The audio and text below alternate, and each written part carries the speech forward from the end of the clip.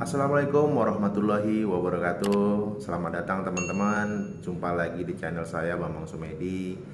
Pada video kali ini kita akan membahas tentang teknik berjualan atau teknik marketing di apotek. Jadi teman-teman nanti di sini setelah dari video-video saya sebelumnya kita sudah membahas tentang cara pendirian apotek tanpa modal, cara pendirian apotek yang baik, cara pemasukan izin di perizinan terbaru yang telah oleh pemerintah dan sampai apotek itu berdiri. Sekarang pada video kali ini saya akan membagikan tentang gimana cara teknik berjualan sesudah kita kemarin melihat video-video sebelum sampai barang itu datang, sampai penerimaan barang, bahkan penyimpanan barang sebagaimana semestinya. Pada video kali ini kita akan membahas tentang teknik berjualan. Teknik berjualan yang saya terapkan di apotek saya, teman-teman, ada tiga teknik yang saya terapkan. Ini mungkin nanti teman-teman akan menjumpai juga teknik penjualan ini di toko-toko lainnya atau di retail-retail lain ataupun di retail-retail modern. Jadi retail-retail modern sudah banyak menerapkan teknik ini. Yang pertama yaitu service excellent.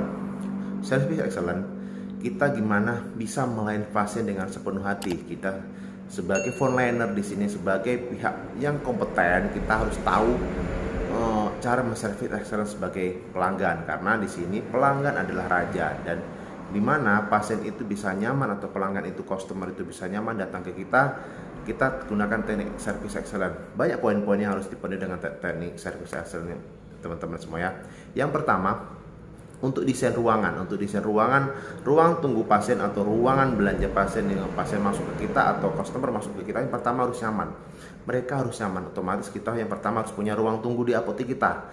Ruang tunggu di apotek kita adalah poin yang penting. Jadi pasien selama menunggu kita waktu mengantri pelayanan atau mengantri paman ataupun waktu kita melayani resep mereka menunggu di tempat kita, mereka ada ruang untuk menunggu. Dan yang kedua, kebersihan ruangan kita.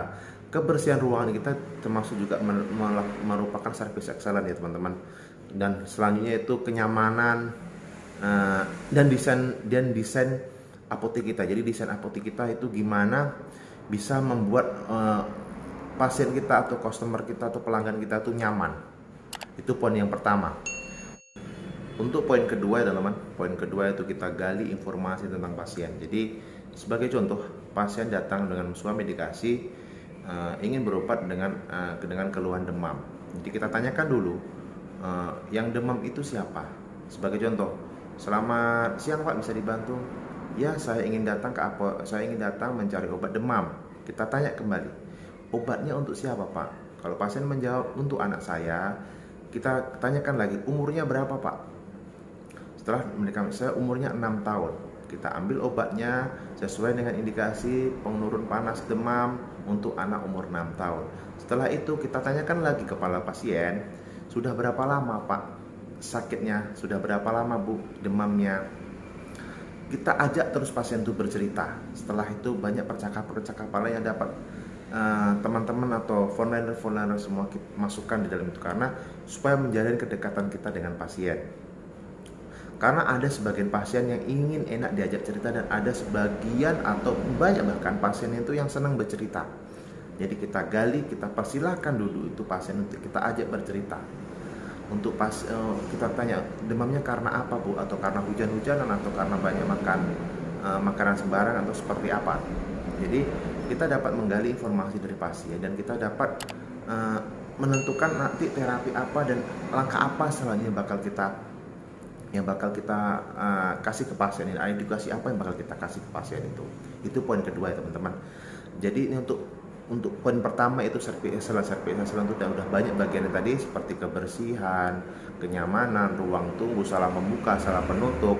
Dan poin kedua itu gali informasi pribadi tentang pasien jadi secara general. Jadi sebenarnya datang pasien dengan suami medikasi, kita tanya kepada pasien itu, obatnya untuk siapa, sudah berapa lama sakit, rumahnya di mana, tinggal di mana, arah mau kemana Bu, pulang jam berapa, baru pulang kerja atau mau berangkat kerja. Itu wajib itu harus kita tanya supaya kita menjalin kedekatan kita dengan pasien. Sedangkan Kalau kita tidak hanya sebagai sebatas jual beli, karena ikatan jual beli antara penjual dengan pembeli tidak akan kita dapat. Sementara kalau kita menjalin kerjasama, menjalin percakapan itu, maka pasien akan nyaman datang ke kita. Mereka akan meluapkan seluruh keluhan dia, bahkan keluhan anak pesakit anaknya. Kenapa? Bahkan nanti keluhan dia yang hanya sekedar sakit-sakit, kesemutan, kebas-kebas tangan, mereka akan bercerita. Di situ kita akan bisa mengasihkan obat suami dikasih. Oke teman, untuk poin yang ketiga, yaitu saya menerapkan di sini ada 3 teknik atau untuk yang ketiga ini, poin ketiga ini ada 3 bagian, ada 3 teknik. Jadi poin pertama yaitu dari service excellence, poin kedua yaitu gali informasi tentang pasien, dan poin ketiga ini ada 3 cara. Yang pertama itu cross selling, yang kedua itu upselling, yang ketiga itu substitusi. Saya akan menjelaskan satu-satu antara cross selling itu apa, upselling itu apa, substitusi itu apa. Jadi pertama di sini mungkin teman-teman sering berbelanja ke retail modern ya teman. Sebagai contoh, kita datang ke retail modern ingin membeli rokok. Saya membeli rokok ini, rokok kita sebutkan merek rokok Sempurna, 1 bungkus Kak. Beli rokok Sempurna 1 bungkus Kak. Pasti kasir tersebut atau formulir tersebut akan menawarkan nggak sekalian koreknya Pak. Nggak sekalian koreknya Pak, nggak sekalian mancisnya Pak. Itu adalah teknik yang namanya cross selling. Jadi menambah item yang pertama hanya meminta 1 item rokok pertama tadi, yang kedua kita tambahkan kepada pengunjung kita atau customer kita itu untuk membeli korek. Ataupun kita juga pernah berbelanja ke Alfa atau ke Indo, itu teknik seperti itu sudah diterapkan kepada mereka. Ada sebagai contoh lain, pertama itu yaitu kita berbelanja sesuatu minuman atau minuman ringan biasa, minuman mineral di supermarket retail, kita berbelanja ataupun berbelanja lain selain minuman ataupun berbelanja lain, pasti formulir tersebut atau kasir tersebut akan menawarkan nggak sekalian pulsanya Pak. Biasanya waktu kita membayar tagihan ke mereka, onliner ataupun ke kasir, dia akan menawarkan nggak sekalian pulsanya Pak. Jadi tujuan awal kita tidak ingin membeli pulsa, namun karena ada tawaran tersebut,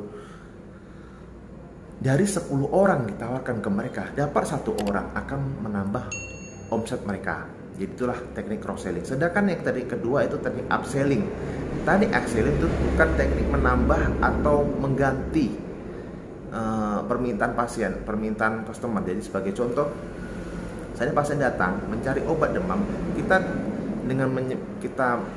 menyebutkan nama obat seperti nama obat A, obat B, obat C, kita tidak mengganti, cuman di teknik upselling kita memberi ukuran. Jadi kita kasih ukuran yang tepat atau kita kasih ukuran yang lebih besar kepada pasien tersebut. Jadi kita otomatis kalau kita beri pengetahuan kepada pasien bahwasanya kalau seandainya mengambil dengan ukuran yang lebih besar, harga lebih hemat. Otomatis kalau pasien itu jadi mengambil dengan ukuran besar, otomatis income yang kita dapatkan untuk margin atau untung kita dapat lebih besar dibanding ukuran yang lebih kecil. Yang ketiga itu teknik substitusi. Mungkin banyak teman-teman di sini yang sudah mengalami kita sering melakukan penolakan barang, karena di seluruh apotek itu tidak akan pernah untuk mencukupi kebutuhan pasien. Pasti ada penolakan yang akan kita dapatkan. Namun di teknik substitusi ini kita dapat meminimalisir penolakan itu tersebut. Tentunya dengan kompetensi kita sebagai seorang apoteker atau sebagai seorang farmasis. Sebagai contoh, untuk obat parastamol saja ada puluhan merek dengan branding tertentu, dengan branding masing-masing mereka, dari pabrikan A, pabrikan B, pabrikan C, dengan harga yang berbeda, mulai dari harga yang paling murah sampai harga yang paling tinggi. Itu untuk satu jenis obat saja. Pasien akan menyebutkan dengan merek A, sementara dengan merek A tertentu itu kita tidak memiliki merek tersebut di apotek. Saran saya kita jangan langsung menolak dengan menyebutkan merek itu tidak ada di apotek kita. Jadi kita bisa menyampaikan kepada pasien, maaf Pak, sebelumnya obat Bapak kebetulan lagi habis. Hindari kata kosong ya teman-teman. Hindari kata kosong untuk usaha kita. Seandainya pasien datang ke apotek kita dengan menyebutkan nama merek tertentu dan stok kita pada saat itu tidak ada, hindari kata kosong. Kita akan lebih indah dengar dengan kata habis. Jadi saya ulangi lagi sebagai contoh, Pak, saya ingin membeli obat Sanmol yang isinya paracetamol, kebetulan stok kita lagi habis. Maaf Pak, stok kita lagi habis. Ini kita ada paracetamol yang isinya sama persis dengan Sanmol, cuman beda merek. Dengan keuntungan atau dengan kelebihan ini, obat ini lebih bagus daripada Sanmol. Mungkin dia Sanmol dengan rasa yang originalnya, sementara ini dengan rasa anggur stroberi yang lebih enak untuk diminum kepada anak. Jadi teknik itulah. Jadi bukan hanya sekedar kita pasien datang menyebutkan obat A, kita langsung menolak walaupun obat kita sebenarnya kosong. Kita tidak boleh membilangkan obat kita kosong, kita harus menyebutkan barang kita lagi habis, belum diorder atau barang itu belum datang. Karena kalau barang itu kosong dan tidak pernah masuk ke kita, pasien akan tidak mau kembali ke kita lagi. Sementara kalau untuk kita, sewaktu kita menyampaikan barang itu kosong, kita punya waktu untuk tenggang untuk menyiapkan ke permintaan pasien tersebut. Baiklah teman-teman, sini kan saya akan mempraktekkan sedikit tentang teknik cross-selling, upselling, dan substitusi. Di sini saya sudah punya contoh sirup tempra dengan Sanmol. Saya akan mempraktekkan teknik cross-selling. Pasien datang ke apotek kita dengan keluhan anak demam. Anak 6 tahun, anak 6 tahun dengan keluhan demam tanpa penyerta lainnya. Jadi teknik yang pertama saya jelaskan di sini, teknik cross selling. Selamat datang Pak, selamat datang di apotek kita, bisa saya bantu? Saya ingin mencari obat demam untuk anak saya yang berumur 6 tahun. Sebelumnya Bapak sudah pernah memakai apa? Sebelumnya saya belum pernah memakai obat demam, baru pertama kali saya mencari obat sendiri ke apotek. Saya berobat ke dokter, saya lupa obatnya itu apa. Jadi kita sebenarnya pas saya menjawab seperti itu, kita punya pilihan. Ini Pak, ada yang bagus, kita ada obat yang bagus untuk demam anak, yaitu Sanmol Pak, demam Sanmol. Namun ini bisa diminum untuk anak 6 tahun 3 kali sehari 1 sendok atau 5 mili. Sudah oke kan pasien? Sudah goal. Kita imbuhkan dengan satu lagi, Pak, tambahkan vitaminnya Pak, supaya anak Bapak tidak mudah sakit. Ini cukup diminum 1 kali sehari 1 sendok untuk menjaga kesehatan dia, si anak, dan untuk mempercepat proses penyembuhannya. Jadi untuk obat ini, untuk demam ini cukup diminum 3 kali sehari bila terasa demam atau terasa nyeri. Seandainya kalau untuk vitamin ini Pak bisa dirutinkan 1 kali sehari 1 sendok. Jadi yang awalnya pasien hanya membeli ini, setelah kita tawarkan dengan ini, maka dia akan membeli 2 ini. Mungkin teknik ini tidak bisa atau tidak berlaku ke semua pasien, namun dalam 1 hari kunjungan ada 10 pasien yang datang ke apotek kita dengan keluhan yang sama atau keluhan yang berbeda. Kita melakukan dengan teknik ini, dapat 1 orang dalam 10, maka omset kita akan menambah walaupun tidak signifikan. Jadi yang pertama hanya membeli dengan harga 17.000, dengan tambahan ini dengan harga 12.000, maka belanja dia menjadi 28.000. Otomatis itu menjadi tambahan omset bagi kita. Selanjutnya teknik upselling. Jadi sini saya akan mempraktikkan teknik upselling. Yang pertama, pasien datang mencari produk untuk demam anak dengan menyebutkan merek. Sini mereka menyebutkan merek. Saya ingin mencari obat demam anak umur 6 tahun dengan merek Tempra. Kita keluarkan dengan merek Tempra ukuran kecil. Pasien akan menanya harganya berapa. Kita sebutkan harganya sekian Pak, 26.000 atau 27.000. Kita bandingkan lagi, kita turunkan barang kita yang lebih besar sebagai pembanding dia. Kalau Bapak mengambil yang besar ini dengan harga 50.000, isinya 2 kali lipat Pak, dan lebih hemat Bapak ini, lebih hemat sekitar Rp3.000 atau Rp4.000 dibanding Bapak mengambil yang ini. Dan selain daripada itu, kalau seandainya untuk demam anak ini hanya cukup untuk 1 orang, kalau Bapak membeli ini bisa cukup untuk 2 orang. Nah, jadi itulah teknik yang namanya upselling. Jadi kita merubah atau menyarankan pasien dengan dari kemasan yang kecil atau kemasan yang mana ke kemasan yang lebih besar. Jadi yang pertama di sini kita hanya berjualan dengan harga 26.000. Pada kalau seandainya goal dengan ini, teknik ini, kita bisa berjualan dengan nilai 50.000. Jadi untung kita dua kali lipat untuk satu kali transaksi, teman-teman ya. Di sini kita berbicara omset, bukan berbicara untung. Jadi semakin tinggi omset, otomatis semakin tinggi juga keuntungan basic kita nantinya. Dan selanjutnya yaitu teknik substitusi.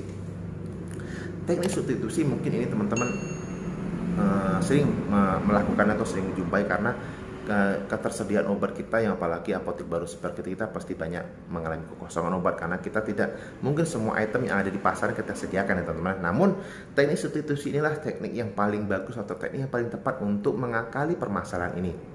Sebagai contoh, pasien datang mencari obat Sanmol. Sanmol kita kebetulan lagi habis atau lagi kosong atau kita belum ngorder Sanmol tersebut. Maaf Pak, untuk Sanmolnya kita lagi habis Pak. Kita ada yang punya lebih bagus, mereknya Tempra Pak. Mereknya Tempra, isinya sama, kandungan sama, harga lebih mahal sedikit, namun ada keunggulannya Pak dibanding Sanmol. Kalau Sanmol itu rasanya hanya original, sedangkan Tempra ini ada rasa anggurnya. Jadi di Tempra ini ada rasa anggur ya teman-teman. Ada rasa anggur, ada pun juga ada rasa yang lain, ada stroberi dan rasa jeruk. Jadi keunggulan dari Tempra dengan Sanmol ini berbeda dari segi rasa. Paling kalau seandainya pasien itu mau, saya tidak mau karena harganya 5. Kita tawarkan dengan paracetamol dengan merek lain dengan harga yang hampir sama. Saya ambil contoh teman-teman ya, ambil sampelnya dulu.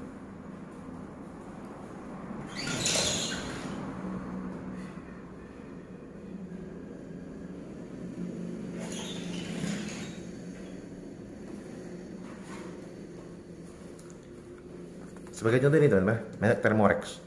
Thermorex ini dari Tempo, yaitu isinya paracetamol ya teman-teman. Merek Thermorex dari Tempo paracetamol. Jadi ini harganya sama dengan Sanmol.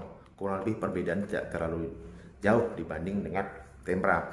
Namun ini bisa juga kita jadikan pengganti atau substitusi bila Sanmol ini kosong atau habis. Jadi kita tidak bisa langsung menolak, maaf Pak, obat kita kosong atau obat kita habis. Jangan seperti itu teman-teman. Kita bandingkan dulu dengan merek yang berbeda dengan isi yang sama dengan kandungan yang sama kepada pasien. Jadi pasien itu mempunyai pilihan. Jadi di sini ada 3 merek untuk yang isinya sama. Ada Tempra, ada Thermorex dan ada Sanmol. Di sini dengan kalau seandainya tidak ada ini, kita bisa sarankan ini. Kalau tidak ada ini, kita bisa sarankan ini. Ada lagi untuk produk tertentu, ada sebagai contoh di sini.